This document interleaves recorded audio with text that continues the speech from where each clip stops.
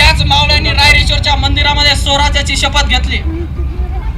स्वराज्याच्या दिशेने वाटचाल करीत असताना शिवाजी महाराजांनी सर्वप्रथम इनायत खानला पराभूत करून तोरणागड जिंकला.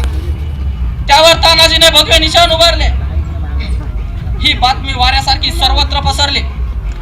आदिलशाह, मुघल औरंगजेब यांच्या कानावरती गेली आणि त्यावेळेस दरबारामध्ये प्रश्न झाला, कोण करील शिवाजीचा बिनमोड. कारण मित्रांनो, शिवाजीचा बिनमोड करण्यासाठी एकही असा महापुरुष पुढे येत नव्हता.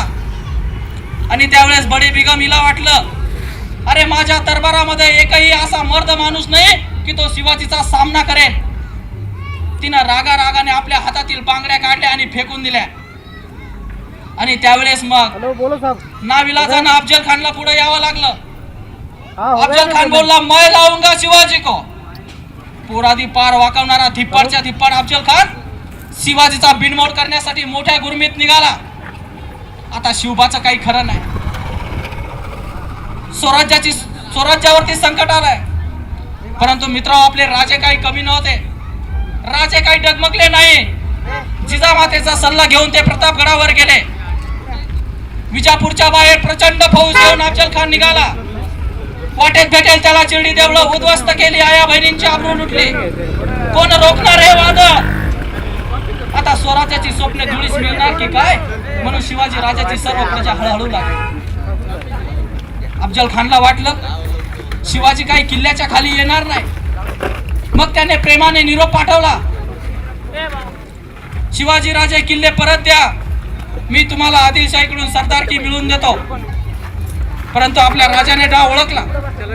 राजाने उलट निरोप पाठवलं की तुम्हीच मला भेटायला प्रतापगडावर या. असा निरोप ऐकल्यानंतर अफजल खान हसला. दाढी कुरवाळत म्हणाला, हा डरपोक शिवाजी कसली माझ्याशी लढाई करतोय. आपणच जावे त्याच्या भेटीला आणि चिरडून टाकावे. भेट ठरली प्रतापगडावर. भेटीचा दिवस वार वेळ सर्व ठरलं. दोघांनी एक एक अंगरक्षक आणावे आणि 10 अंगरक्षक दूर ठेवावे. भेटीसाठी शानदार शामियाना उभारला होता. मित्रांनो, भेट ठरली प्रतापगडावर आणि त्याप्रमाणे भेटीचा दिवस उजाडला. शिवाजी महाराजांनी पायामध्ये सुरवा, अंगामध्ये चिलखत, त्यावर जिरेचे कुर्ते, डोक्यामध्ये जिरे टोप, डाव्या हाताच्या बोटामध्ये वाघनग्या, त्याच हातामध्ये विचवा, सोबत पट्टा घेतला. असा तयार होऊन शिवबा निघाला. बरोबर जीवा महाल, संभाजी कावळे, सिद्धी इब्राहिम खान शामियानात आले. खान शामियानात आल्याबरोबर त्याच्याबरोबर सय्यद बंडा. आणि ज्यावेळेस आपले राजे शामियानात आले त्यावेळेस खान म्हणतो, कसा